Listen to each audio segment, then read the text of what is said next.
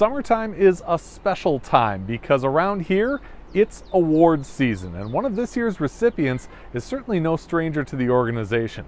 Peter Somoff is a past IBPSIA president, and this year he is receiving the Business Excellence Award. I'm Andrew Pfeffer. I am the creator, producer, and host of Bowling with the Pfeff, and this is Hot Topics.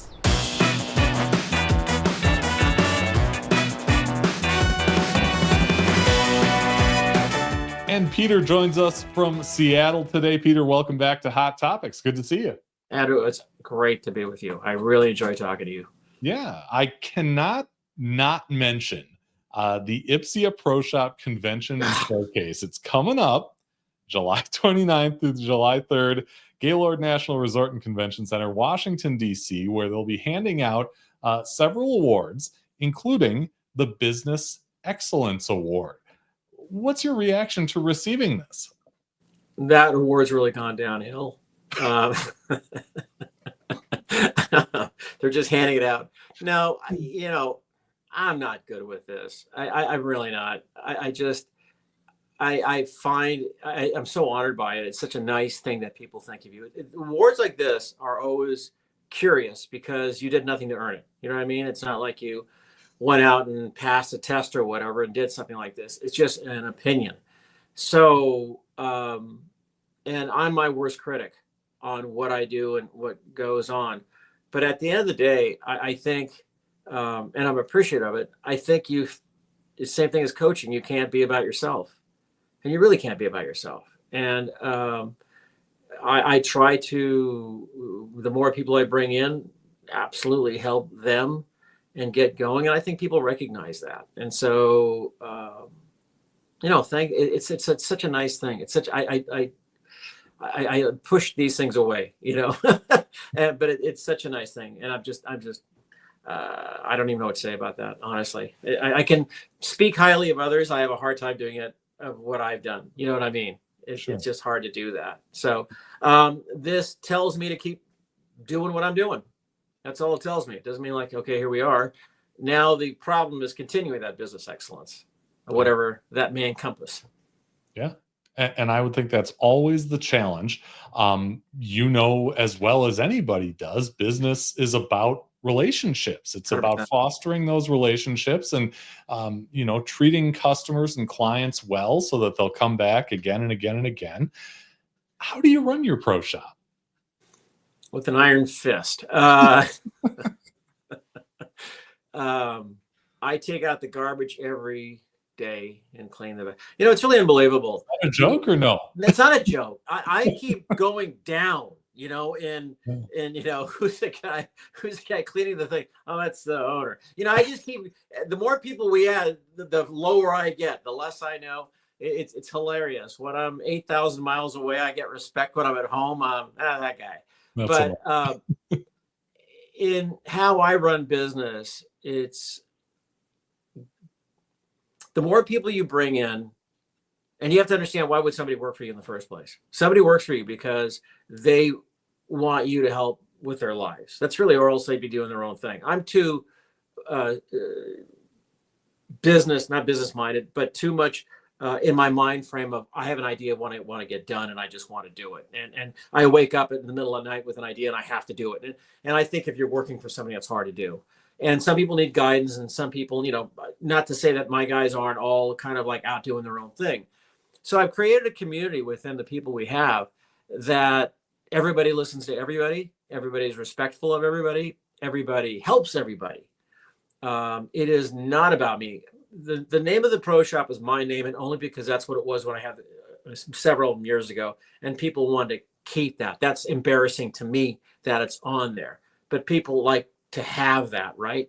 And I still put everybody in front, absolutely everybody in front, and I think that's important. The other part of that is I don't care if we sell anything, and that sounds suspect, but I really don't. I care if we take care of the problem. I care if you need a rosin bag, we'll help you out. You need this, we'll help you out. don't want us to be that camera shop where the guys make fun of you because you don't know the latest model, or the stereo place or the computer place where they go out of their way to make you feel bad. We don't want to be that. Or this is the newest, latest, greatest. Nonsense. It's not. This is what it is. So at the end, and that's me. I'm not saying others to do that, but it has been a very successful formula everywhere I've went, and for the longest period of time. And I think, Andrew, you know that as well. You can tell if somebody's passionately into what they're doing or if they want to make money. It becomes apparently obvious, right?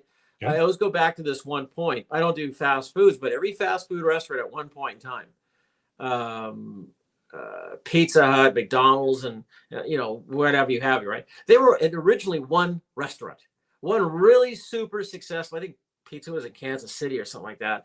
One successful, really great place, and then they had two, then they had three, and then all of a sudden people want to replicate it and replicate it more and more and more and more. And then they said, well, we can save money if we do this, and pretty soon it went completely away from what it was. It went to this homogenized, melted down, nothing even close to what it is, right? Yeah. That's what we don't want. Sure. We want something that is unique. I've had the several locations. Now we have one location that is unique to us. You come in and it's not, you don't have to buy. We're going to have a fun time. And what happens in that pro shop, what's interesting is it's gotten to the point where you have to make an appointment. You really do. I mean, you don't have to. You're going to be waiting a while, right? But it has now become a community inside that place. People come there and talk, and it doesn't matter who they are. It doesn't be about bowling, everything. They want to be there. Yeah. Well, perfect. Why are people waiting in line for one restaurant and the other one next door is empty? Why? Because it's a very interesting thing. I read this in a book recently. I went to Danny, I forgot Danny's last name, who owns several restaurants in New York, Shake Shack guy. Okay. And he interviewed one of his people to work, right? And they said, what's more important, food or service? And in my mind, it was food, right? Because the food is what you come there for. And it's a service. Mm-hmm. Because if food has a bad day, you'll give that chef a chance. But if you're treated poorly, you'll never come back. And I went, that's 100% right. They'll forgive your mistakes. If you do a ball and it's late, they'll forgive your mistakes if you're kind. I guess that's the bottom line, right? Just be kind.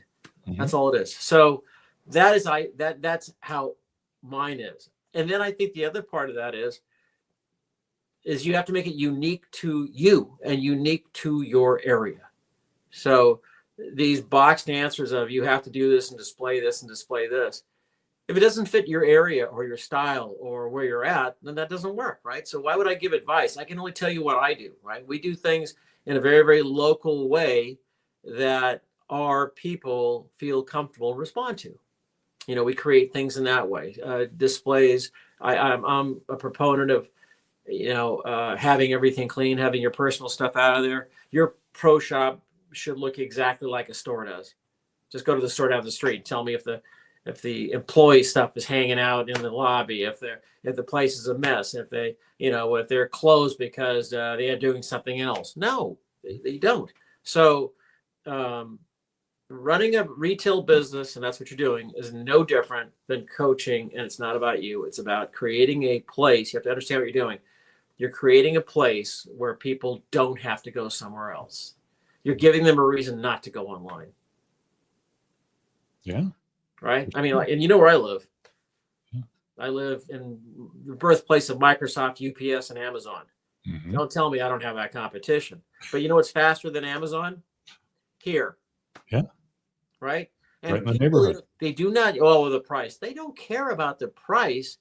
A couple dollars if it's there and you treat them nice. Mm-hmm. They want you to stick around, right? Yeah. But and if you get in that thing going, well, it's cheaper than this guy. No, you have to understand. And I know I'm rambling here, but a bowling mm-hmm. ball is an unfinished product. Mm-hmm. It has no value. A ball with no holes has no value. A ball with the wrong holes has no value. So you're paying for you. Get that through your head. And it's not a million layouts. That's just what it is. Sure. Okay. Yeah. So let me get out my box here. So that's all great stuff, but it's not something that somebody just wakes up one day and knows. Where did all this come from? Where does this business acumen come from? When I started, I mean, for real, I worked for people when I was a kid, and then I got put in this position when Narrows Plaza opened up that Same thing with my bowling. I always wanted acceptance from others. I felt not good enough at anything, right? Yeah. And so when Narrows opened, I was in a position that my wife at the time was pregnant. I had just left the wine business. I got kicked out of the wine business because they wanted me to do this. They said, we're firing you tomorrow if you don't take this opportunity. But it was really kind. But what do you need? I said, well, I have all this inventory. I just borrowed $10,000 to get this and tools and all this set. I goes, we're going to move it for you. I'm going to send 4 guys and move it for you. And they said, Peter, if it ever works out, you got a job here, but it's going to work out. So that was really, really, you have those things. So I had a lot of competition around me in Tacoma. There was a lot of really good pro shops. And I'm this guy that looks like he's 12 years old, right? So the only thing I knew to do was to do it different. Nobody was using slat wall. This is 84 at the time. Nobody even thought about it. So I had slat wall up. I had glass shelves. I had nothing handwritten. I made the place out in front look sparkling. I had Wall Street journals. I had different magazines. I wore a tie underneath my apron. I made it look Fifth Avenue. I made it. And I was there 9 to 9, 7 days a week for 3 years. Wow. I created the very first computer fitting system. I had computer specs. My background was in physiology and kinesiology. So I marketed that and I totally lived it. And that's what you have to do. I don't know anybody walks into business and goes, oh, I'll just open 8 to 5 and see what happens. No, you got to live it. Yeah. It's just hard work is what that's how you start. Get your products. You have to learn about how to not display, but how to control your inventory and what to do. I had and I also had, coming from my background, I also had the philosophy or the fear. I feared failing, right? So I was paid last.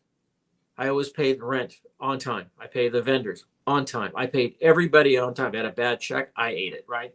And I was the very last person to get paid. I believe in that philosophy still today. Sure. That's I had a good reputation for 35 years. And then people understand, why can't I get a loan? Well, and why can this person? Because they know you're going to take care of them. Mm-hmm. I think that's how you start. You start being a good person. You don't have to have everything on the planet, buy $200,000 worth of inventory, but you have something that fits that space. I've designed hundreds of pro shops around the world for people that fits that space. It doesn't have to be great, but that looks inviting. Yeah, that's all it is. They don't want to read 90,000 things. That's not what they're coming in there for, and that just shows insecurity, by the way, as well, right? Yeah, it's true. It's true. Well, congratulations on the award. I know you don't feel like you earned it, but we believe you did. It's very nice. Yeah. So there's that. My other half tells me to, buck it up and just say you. I'm learning. And for those of you who are looking for more information on IBPSIA, IBPSIA.com is the place. You can find out the benefits of membership, all that good stuff. And if you like what you saw, even if you don't like what you saw here today, like this video, subscribe to the channel. It's perfectly easy and free, and it's the best way to help us continue to make great bowling content.